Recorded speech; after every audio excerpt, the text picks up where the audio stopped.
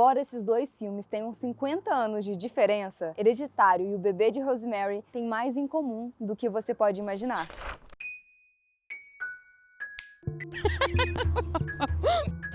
Bem-vindos a mais uma sessão do Clube Excêntricos. Certifique-se de estar inscrito no canal, de ver se tem algum plano no Seja Membro que cabe no seu bolso e bora para mais uma sessão. Em 2018, Hereditário fez o público de filmes de terror temer o gênero novamente. E quase 52 anos atrás, O Bebê de Rosemary é que começou esse legado. No momento em que os créditos de Hereditário rolam, parece que ambos os filmes compartilham alguns temas em comum. E se a gente assistir um atrás do outro, fica bem claro que eles poderiam ser filmes complementares, mesmo que os temas abordados e as décadas onde eles foram filmados sejam inegavelmente diferentes. Embora Hereditário tenha sido lançado em junho de 2018 e O Bebê de Rosemary em junho de 68, eu duvido que tenha sido uma coincidência, os dois filmes combinam perfeitamente. Ambos lidam com o nascimento de uma presença demoníaca através da força de um culto satânico, e os protagonistas de ambos os filmes são enganados por aqueles que eles deviam mais confiar. No entanto, o desenvolvimento de cada trama é diferente, os temas abordados e a relevância desses temas são diferentes, mas é como se a gente trouxesse a essência de Bebê de Rosemary, todo esse pânico satânico, para os temas atuais. O Bebê de Rosemary, de 68, ele segue esse casal se mudando para Nova York. O Guy, vivido pelo John Cassavetes, ele é um ator que está tentando fazer de tudo para se dar bem no meio. E enquanto isso, a sua esposa, a Rosemary, vivida pela Mia Farrow, está afastando vizinhos intrometidos da vida dela. Ou pelo menos ela tenta. E a sensação de que algo muito ruim está sendo tramado é aterrorizante. É um filme que se baseia no horror crescente, enquanto vai pedindo para que o espectador tenha empatia pela nossa protagonista, a Rosemary, enquanto ela investiga esse culto satânico, se é que ele existe. Já Hereditário é a grande estreia do Ari Aster, em 2018, e segue a história de uma família dilacerada pela perda. Não por uma perda, na verdade, por várias perdas. A Annie, vivida pela Toni Collette, se volta para o oculto tentando sarar as suas feridas. Já o seu filho, o Peter, vivido pelo Alex Wolff, é afetado pela essa presença oculta e sobrenatural. A cinematografia de ambos os filmes constrói um terror orgânico, tanto nas personagens quanto no público. Apesar da presença desse oculto, esses filmes não são aquele tipo de thriller de te deixar sem ar o tempo todo. E definitivamente eles não dependem do susto. Em vez disso, o horror aqui é principalmente conceitual. É um medo profundo da invasão, de que as coisas não sejam de fato o que elas parecem ser. Rosemary é engravidada pelo Satanás. E enquanto isso, em Hereditário, a Annie e o Peter são manipulados por esse culto para que a ascensão de Paimon aconteça. Em Bebê de Rosemary, o pânico vem através daquela constante urbanização da década de 60. À medida que as pessoas se mudavam de cidades pequenininhas do interior para as grandes cidades, as metrópoles. E aí ficava mais difícil saber em quem confiar, quem era o seu vizinho. E também joga muito com o medo que as pessoas tinham da liberação da mulher, do corpo feminino. O culto demoníaco literalmente força a Rosemary tomar o papel de dona de casa, da mãe, da boa esposa. E ao mesmo tempo destaca as questões éticas sobre o estupro conjugal, que na época que o filme foi lançado, era permitido. E enquanto isso, a Rosemary luta para conseguir ter alguma voz, ser ouvida, parar de sofrer gaslighting. Isso é a única coisa que ela quer. Hereditário joga com medos semelhantes, só que esses medos são contemporâneos. O desconhecido ainda nos gera muito medo. Isso é da raça humana, mas agora os medos são outros. O seu foco aqui é no distanciamento familiar. Embora o filme não aborde especificamente redes sociais e smartphones e etc., ele coloca assim em jogo que a tecnologia tem afastado as famílias, porque eles estão vivendo num contexto onde essa tecnologia existe e que as pessoas já não conversam mais na hora do jantar. Cada mundo existe dentro de um quarto e ninguém sabe o que está acontecendo ali dentro. A família é fisicamente próxima, mas emocionalmente distante. E é nesse cenário que fica fácil para um culto demoníaco operar, ganhando força em cima desses medos e desse distanciamento, dessa falta de comunicação e entendimento emocional. E por incrível que pareça, esse filme também tá falando um pouco ali, ó, de fake news, de informações falsas. Mas eu não vou forçar a barra, calma aí que eu vou explicar. O culto mente pra conseguir o que eles querem. A Annie é enganada no momento que ela invoca a Char, ou pelo menos ela acha que está invocando a própria filha. Enquanto isso, esse culto toma a forma de uma boa amiga, uma pessoa confiável, que fornece informações para o bem. É tarde demais quando a falta de confiabilidade da fonte é revelada. Hereditário tem a reviravolta de primeiro ato mais horripilante que talvez eu já tenha visto em toda a minha vida. Por mais que a Char, interpretada pela Emily Shapiro, seja bem estereotipada a criança estranha do filme de terror, que tá ali só pra gente ter uma estranheza, um calafrio, no final a gente acaba criando alguma simpatia por ela, porque de fato ela é a vítima. Mesmo que postumamente, a gente perdoa ela um pouco. Mas no meu caso, eu só fico pensando que ela é um jarrinho de diabo. Aí eu já não consigo muito, mas eu sei que coitada da menina, ela não tinha culpa, mas misericórdia. Toda vez que eu revejo alguma cena do filme, eu só consigo pensar, tamo falando com o capeta! É o capeta falando, senhor, misericórdia, repreendido. E embora, obviamente, Hereditário seja mais gráfico que o Bebê de Rosemary, ele não gasta todas as fichas nisso. Muito do horror desse filme está em saber o que está por vir, mas não saber quando vai acontecer. E aí você fica na ansiedade de, pelo amor de Deus, aconteça logo, que eu não consigo mais esperar isso acontecer. Acontecer.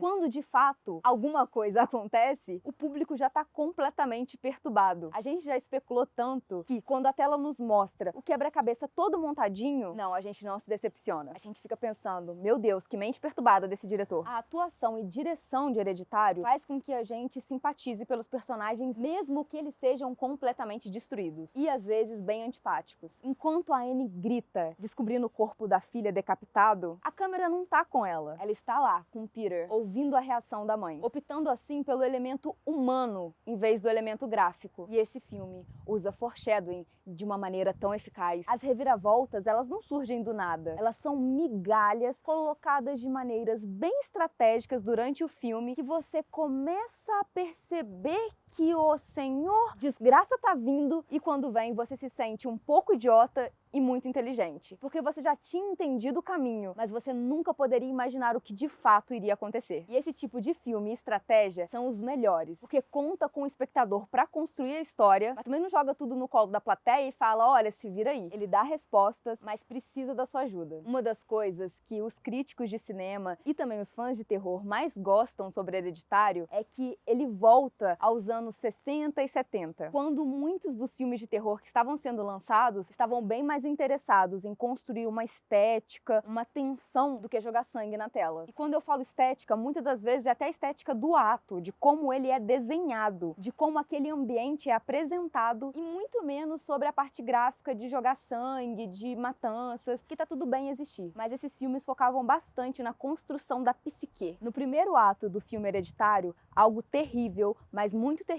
acontece com a família Graham. E nessa profunda tristeza, a Annie se entrega ao trabalho, que é de construir miniaturas, e fica muito claro que, ao construir miniaturas, ela exerce um certo controle na sua vida. A Annie tem um passado muito conturbado. O pai dela cometeu suicídio, o irmão dela era esquizofrênico e também cometeu suicídio, e deixou um bilhete dizendo que a mãe tentava colocar uma pessoa dentro dele. Na verdade, até a mãe da Annie, a Ellen, começar a sofrer de demência, ela estava afastada da mãe, porque achava que essa mulher exercia um poder muito horrível em cima das pessoas, uma influência maligna. Hereditário é um horror sofisticado, tem um ritmo não tão lento, ele sabe criar a ambientação e ele escolhe o tempo que é preciso para isso. E a parte principal aqui é a dinâmica familiar e a ideia de fatalismo, determinismo, de que você não pode mudar de onde você veio. Seria possível fugir dos demônios dos nossos pais, mas para além disso tem uma parte muito pior, que é bem bacana, na verdade, desse filme, mas que eu não tenho nenhuma bagagem pra falar sobre isso. E é por esse fato que eu chamei o meu amigo Felipe Barbosa. Fala galera, eu sou o Felipe Barbosa e se você assistiu os últimos vídeos aqui do canal sobre o Pânico Satânico, você já me conhece.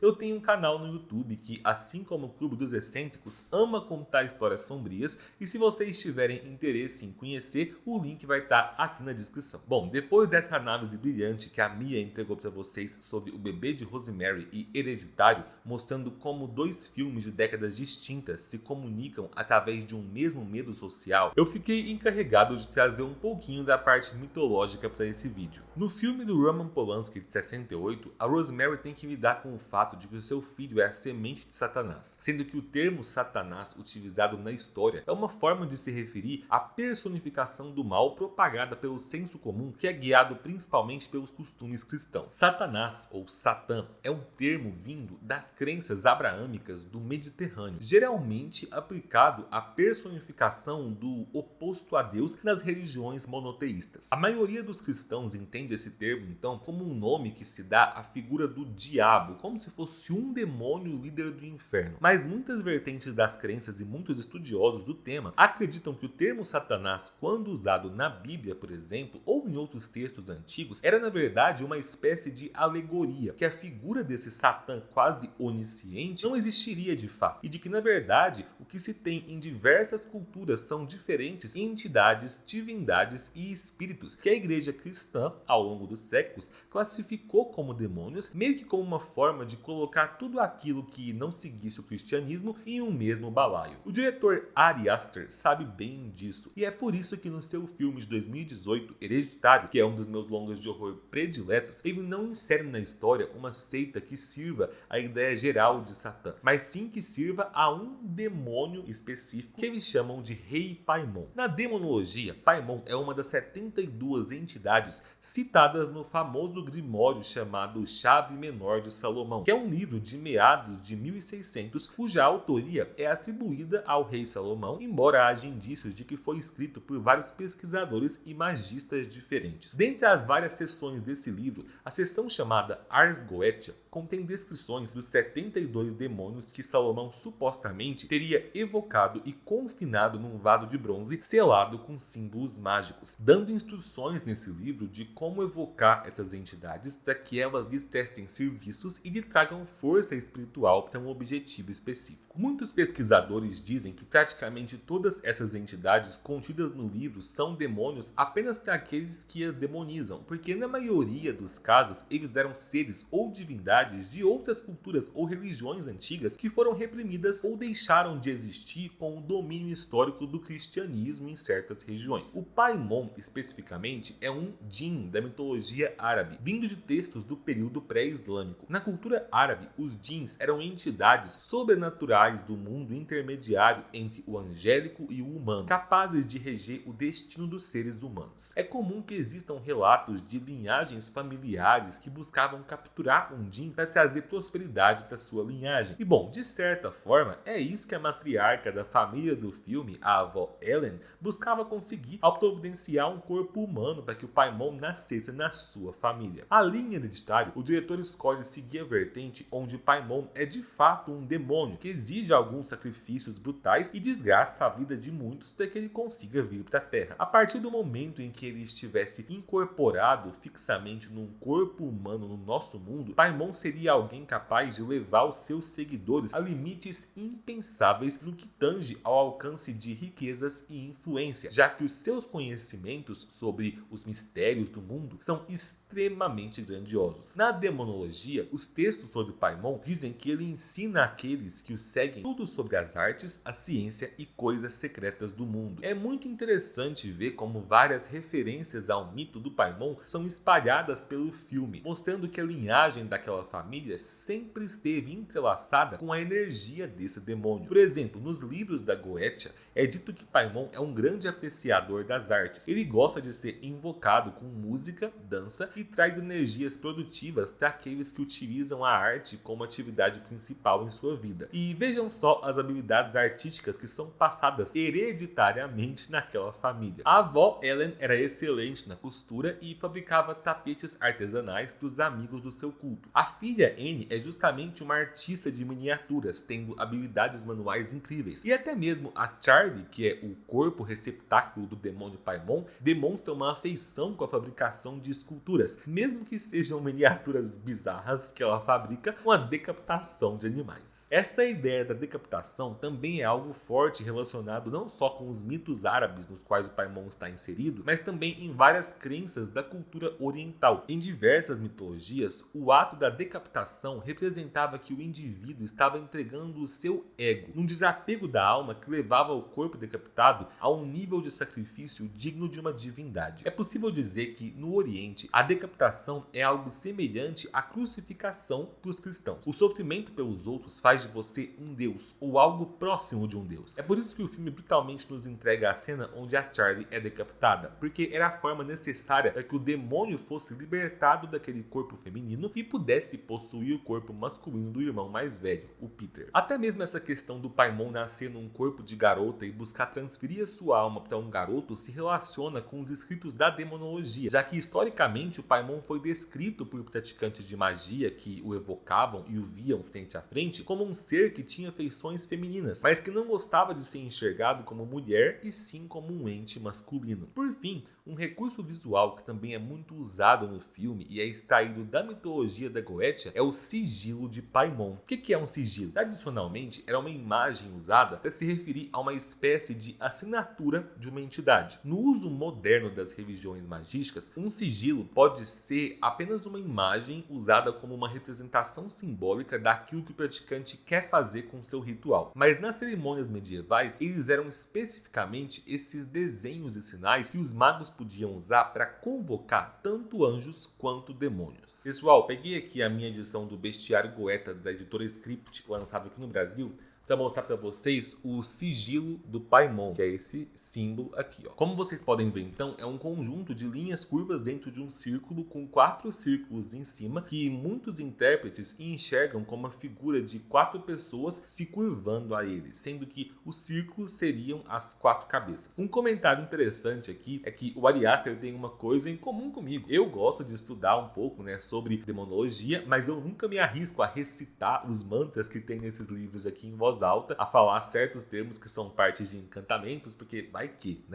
E ali no filme dele, embora o diretor tenha usado o sigilo do Paimon em vários momentos do filme, como no colar que a Ellen usava, no colar que a Annie usava, e até mesmo no poste onde a Charlie iria bater a cabeça, ele faz uma mudança no símbolo, colocando uma versão com só 3 círculos e não com 4. E ele já relatou numa entrevista que isso foi porque eles preferiram não usar o símbolo 100% verdadeiro, porque vai que dá ruim, Mas enfim, de qualquer forma, é muito interessante a gente ver como o criador do filme realmente se importou em beber de fontes mitológicas para criar ali aquela seita macabra que deseja trazer o Paimon para a Terra e servi-lo como um rei. O mais interessante para mim é você analisar nesses filmes que foram citados nesse vídeo, não o comportamento das entidades espirituais ou demoníacas, mas sim o comportamento dos indivíduos humanos, pois seja um culto que se reúne com o objetivo de louvar a uma entidade da cultura árabe como o Paimon, seja um culto satânico como o do bebê de Rosemary, ou seja um culto cristão fervoroso que traz alegações histéricas inflamando o pânico satânico, um conjunto de pessoas unidas por uma mesma crença extremista, seja na ficção ou na realidade, é capaz de realizar ações inimagináveis para atingir seus fins. E antes da gente temer qualquer ser de outros planos citados em mitologias, é importante lembrar que os verdadeiros demônios capazes de forjar o nosso destino estão sempre dentro de nós mesmos e nas ações que nós cometemos no dia a dia. Bom, galera, por hoje é só. Eu queria agradecer muito as meninas pelo convite para participar de mais um vídeo e fiquem de olho que vocês ainda vão ter que me aguentar por mais um vídeo em breve sobre outro filme macabro que a gente ainda vai comentar. Obrigado pela companhia de vocês, um beijo